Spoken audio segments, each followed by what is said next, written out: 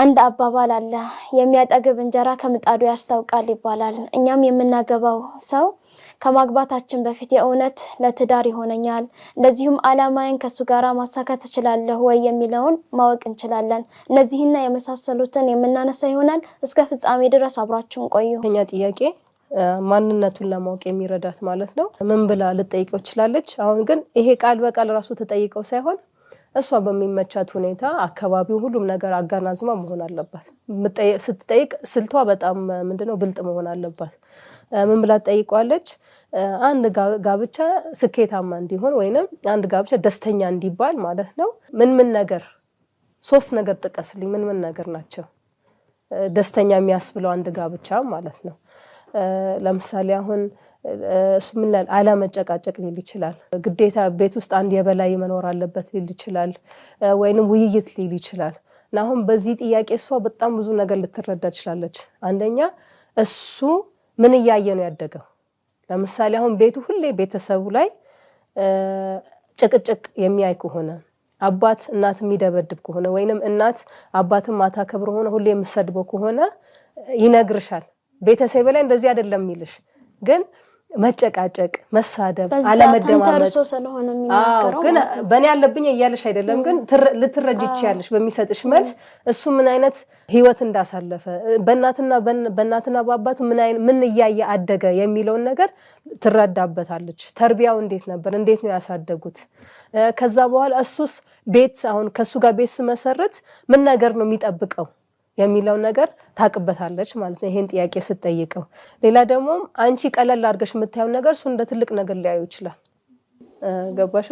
አሁን ለምሳሌ አባት ሲያወራ ሁሉም ጸጥ ብሎ መስማት አለበት የሚል ከሆነ አንቺ ላይ ያስኬድሽ ይችላል። ይሄኛው ነገር እሱ ላይ ያስኬደው ይችላል። ብዙ ጓደኛ ለማብዛት ሊልሽ ይችላል። አንቺ ብዙ ጓደኛ ሊኖርሽ ይችላል። ግልጽ ነው አይደለ?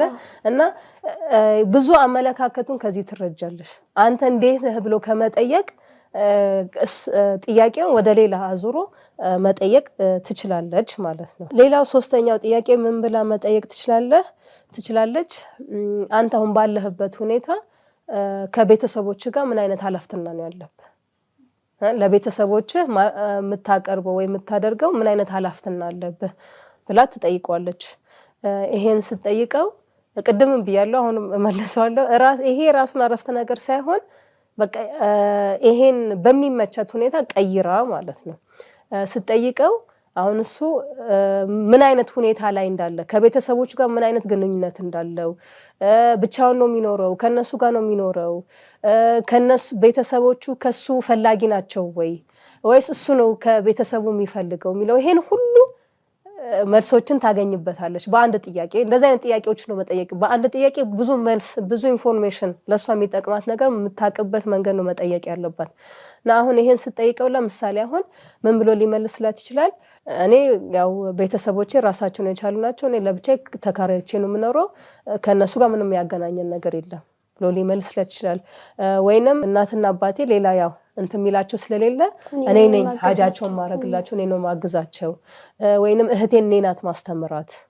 ወይንም አሁን ውጭ ሀገር የሚኖር ሰው ከሆነ ምንድነው ከእናትና አባቱ ጋር ግንኙነት አለ ወይ የለውም?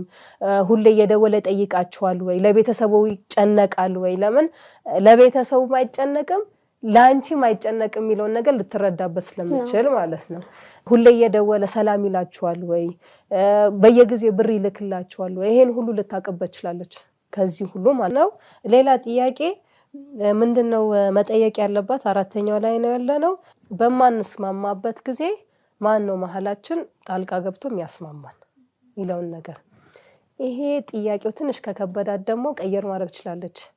አንተ በጣም ሲጨንቅህ ሲከፋህ ማንን ነው የምታማክረው የሚለው ነገር ጠይቀዋለች። ዘወር አድርጋ። ሌላኛው ደግሞ ምን ትለዋለች?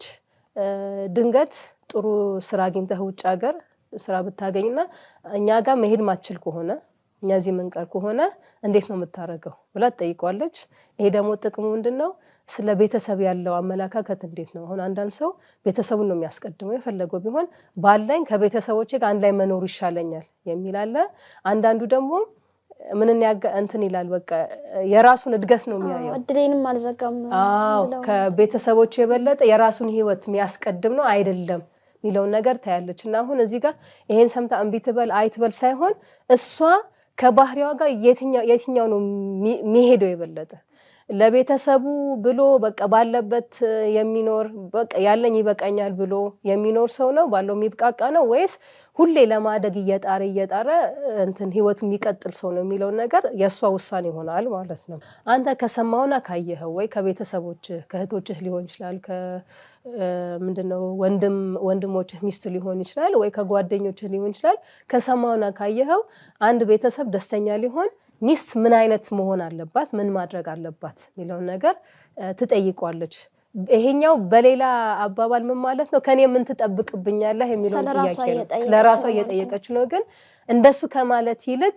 በእንደዚህ አስተሳሰቡን እየጠየቀችው ስለሆነ የበለጠ ብዙ መልስ ታገኝበታለች ከዚህኛው ማለት ነው ለምሳሌ አሁን ምን ይላታል ልጆቿን ቀጥ አድርጋ የምትይዝ ምንድነው ወይንም ምግብ አጣፍጣ ምትሰራ አሁን ምን ትረዳለች ይሄን ሲላት ኦኬ ምግብ አልችልም ምግብ ላይ በደንብ ለማመድ አለብኝ ሚለውን ነገር ትረዳለች ወይንም ይሄን ሁሉ ማን ላረግለት አልችልም እኔ ለሱ አልሆንም ሚለውን ነገር ትረዳለች ማለት ነው ሌላ ብዙ ጊዜ ከተጋቡ በኋላ የሚጣሉበት ነገር